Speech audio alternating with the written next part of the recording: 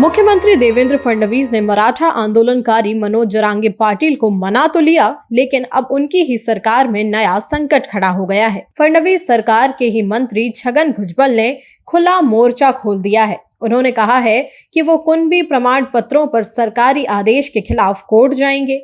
महायुति सरकार के कई ओबीसी नेता नाराज बताए जा रहे हैं।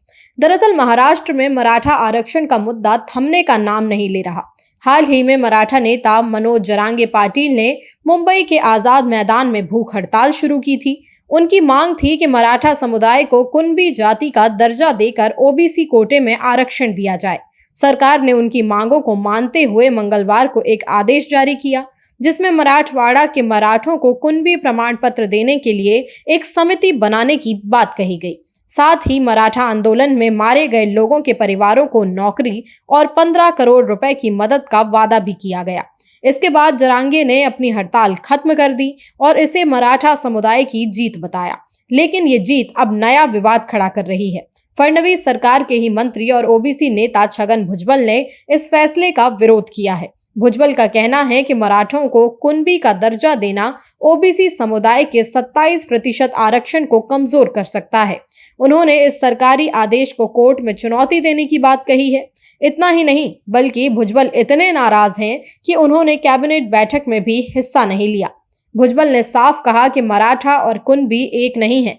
उनका कहना है कि ओबीसी कोटे में पहले से ही कई छोटी जातियों का हिस्सा है और मराठों को इसमें शामिल करना ठीक नहीं। उन्होंने चेतावनी दी कि अगर ऐसा हुआ तो ओबीसी समुदाय सड़कों पर उतर सकता है।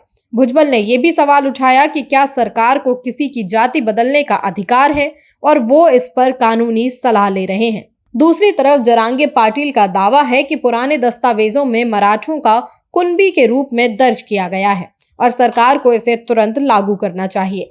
लेकिन ओबीसी नेताओं का कहना है कि पूरे मराठा समुदाय को कुणबी का दर्जा देना कानूनी रूप से सही नहीं है।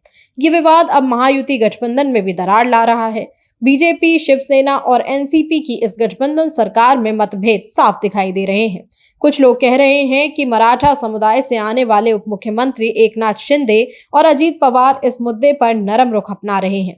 वहीं फडणवीस पर दबाव बढ़ रहा है क्योंकि जरांगे उन पर आरक्षण को रोकने का आरोप लगाते रहे हैं। द इंडियन एक्सप्रेस की रिपोर्ट के मुताबिक ओबीसी नेताओं का कहना है कि बीजेपी ने हमेशा ओबीसी को अपना वोट बैंक बताया, लेकिन अब मराठों को आरक्षण देकर वो ओबीसी के साथ धोखा कर रही है। दूसरी तरफ महाराष्ट्र की 30% आबादी मराठा समुदाय लंबे समय से आरक्षण की मांग कर रहा है।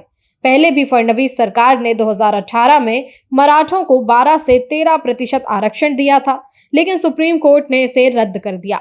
अब सवाल ये है कि क्या फडणवीस इस संकट को सुलझा पाएंगे?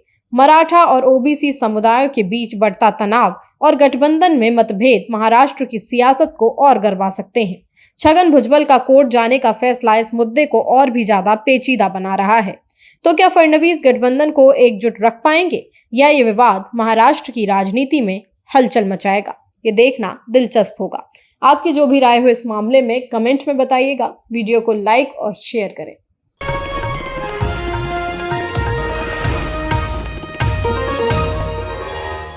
Copyright disclaimer under Section 107 of the Copyright Act 1976. Allowance is made for fair use for purposes such as criticism, comment, news reporting, scholarship, and research. Fair use is a use permitted by copyright statute that might otherwise be infringing.